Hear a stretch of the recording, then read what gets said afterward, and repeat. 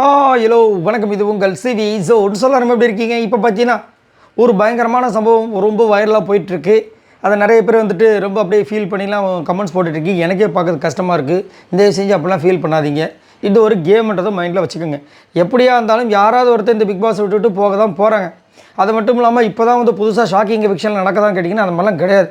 எல்லா சீசன்லேயும் நடந்துக்கிட்டு தான் இருக்குது. சரிங்களா? இப்போ என்ன தகவல் எல்லாருமே இந்த யூடியூப் சேனல்லாம் வந்துட்டுருக்குன்னா எல்லாருமே ஷேர் பண்ணுற விஷயங்கள், ஒரு பெரிய விக்கெட் வெளியே போகுது அப்படின்றதுனால அந்த பெரிய விக்கெட் சொன்னால் யார் வந்துட்டு எல்லாருமே பார்க்கணும் அப்படின்னா விஜய் பார்வை சொன்னால் எல்லாருமே பார்ப்பாங்க அப்படின்னு ஒரு காரணத்துக்காக தான் வந்துட்டு இந்த மாதிரி விஷயங்கள்லாம் வருதே தவிர விஜய் பார்வை தான் போக போகிறாங்கன்னு எங்கேயுமே வரல. அப்படின்னும் போது இதை வந்து தயவு செஞ்சு நீங்கள் புரிஞ்சுக்கணும். ஸோ இந்த தகவல்னால் பெரிய விக்கெட், அதாவது ஒரு பெரிய ஒரு கண்டஸ்டன்ட் போக போகிறாங்கிற மாதிரி ஒரு அப்டேட் வந்திருக்கு. ஏன் விஜய் பார்வதி மட்டும் தான் பெரிய கண்டஸ்டண்ட்டாக இது வரைக்கும் இருக்காங்களா?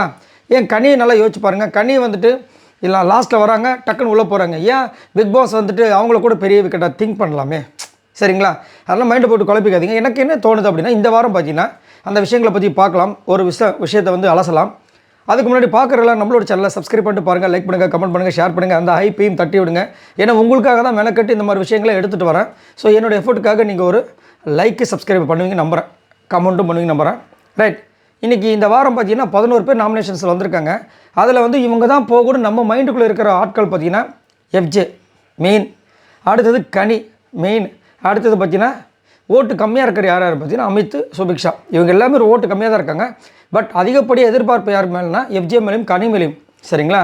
ஆனால் இப்போ வந்து ஒரு திடீர்னு ஒரு அப்டேட் இந்த மாதிரி வந்துட்டு சோஷியல் மீடியாவில் வளம் வரது பார்த்தீங்கன்னா ஒரு பெரிய ஒரு கண்டஸ்டண்ட்டை தூக்க போகிறாங்க அப்படின்னு சொல்லும்போது திவாகருக்கு நடந்த மாதிரியே விஜய் பார்வதிக்கு நடந்துருச்சுன்னா அப்படின்னு நினைக்கிறாங்க.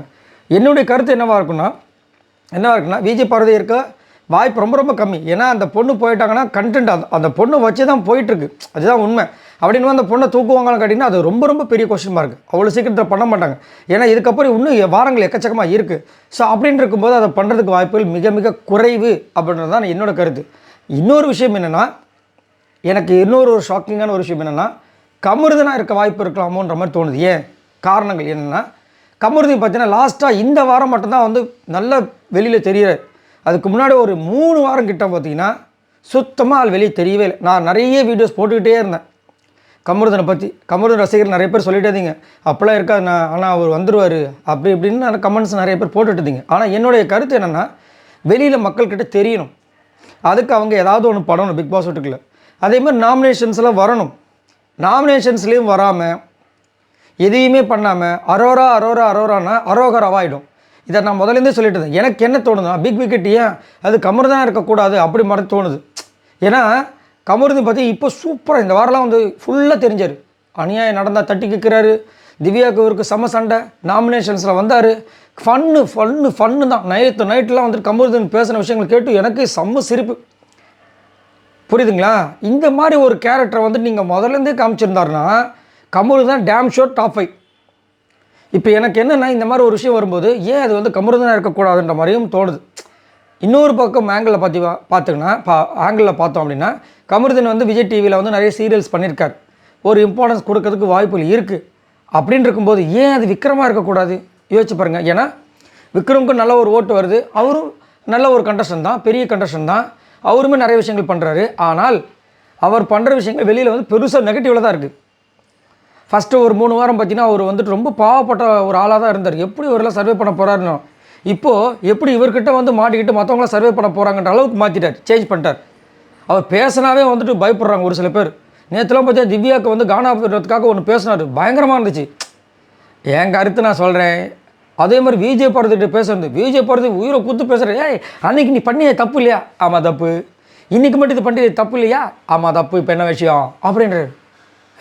இன்னும் யார் அதே மாதிரி சாண்ட்ரா, திவ்யா அவங்களுக்கு ஒரு இம்பார்ட்டன்ஸ் விஜய் சேதுபதி கொடுக்குற விஷயங்கள் உங்களுக்கு தெரியுதான்னு சொல்லுங்கள்.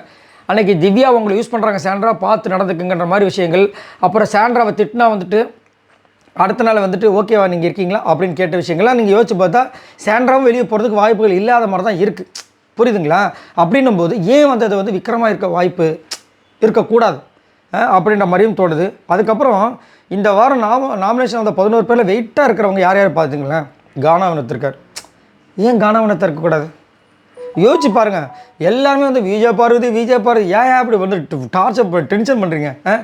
அந்த பொண்ணு வந்து அதாவது ஃப்ரம் டே ஒன் வந்து தனக்கு என்ன நியாயப்படுதோ அதை பண்ணுது, எனக்கு என்ன பிடிச்சிருக்கோ அதை பண்ணுது, அவங்களுக்கு என்ன பிடிச்சோ அதை பண்ணுறாங்க. மற்றவங்களுக்கு இதுக்கு பிடிக்கும், மற்றவங்களுக்கு இது பிடிக்காது அதெல்லாம் கிடையாது. நான் கற்றுவேன், ஆமாம் கற்றுவேன். ஒரு சில பேர் வந்து நீங்கள் கத்தாதீங்க, நான் கத்துறதான உங்களுக்கு என்ன பிரச்சனை, புரியுதுங்களா? இந்த மாதிரி ஒரு கண்டென்ட்டை கொடுக்குற ஒரு ஆளை வந்து டப்புன்னு தூக்க மாட்டாங்க அவ்வளோ சீக்கிரத்தில், அப்படின்னு தான் என்னோடய கருத்து.